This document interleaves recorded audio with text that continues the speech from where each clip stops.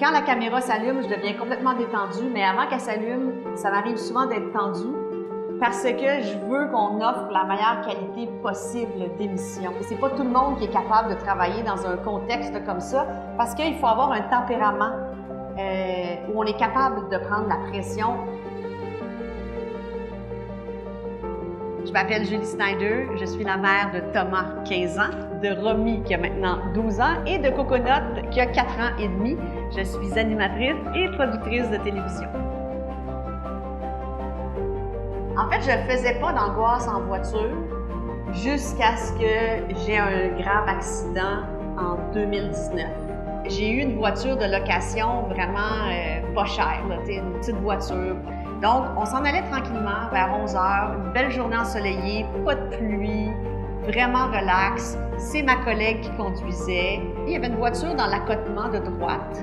Donc, ma collègue s'est tassée dans la voie de gauche. Mais la voiture qui était sur l'accotement, plutôt que de reprendre la voie de droite, a décidé de tourner à gauche et de s'immobiliser devant nous. On n'avait aucune chance de l'éviter.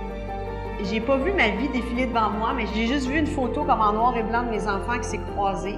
Après l'accident, ça a été terrible. J'ai pas été capable de reprendre le volant pendant plusieurs semaines.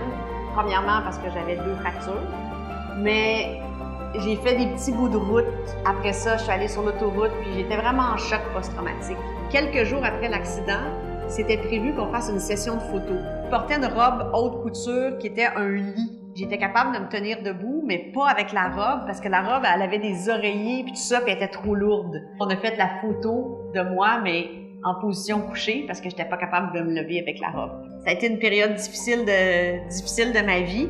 C'est toute cette notion-là des priorités dans la vie aussi, puis la façon d'assurer cette sécurité-là, pour moi, c'est devenu vraiment comme un focus de la sécurité, c'est la liberté aussi. La première fois que j'ai repris le volant, c'était dans la Volvo.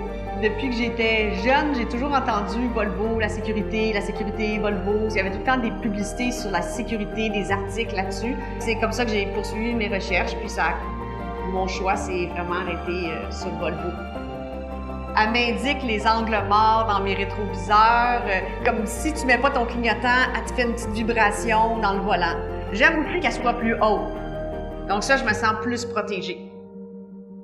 J'ai conduit pendant les vacances de Noël jusqu'à Charlevoix, puis il y a la grande côte de Beaupré. Quand j'ai vu la grande côte avec la tempête de neige, j'ai fait comme « OK, on parle plus, maman se concentre ». Ça a super bien été.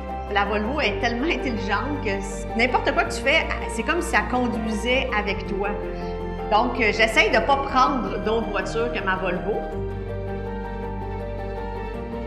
La notion de sécurité, c'est pas juste sur la route, mais il faut d'abord assurer notre sécurité physique et notre sécurité émotive. Pour les 20 prochaines années, j'aimerais ça remplacer l'anxiété et augmenter la sérénité.